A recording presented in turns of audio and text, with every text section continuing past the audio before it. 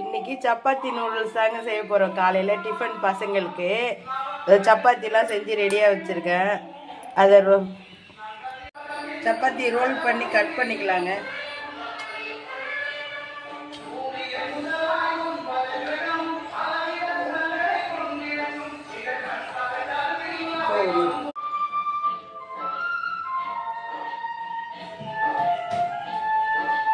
எண்ணெய் ஊற்றிக்கலாம்.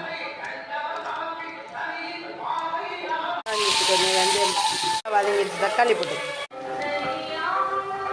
வெங்காயம் தக்காளி வதங்கிடுச்சு. கொஞ்சமாக மிளகாத்தூள், கொஞ்சோண்டு பெப்பர் சேர்த்துக்கலாம். முட்டை ஊற்றிக்கலாம்.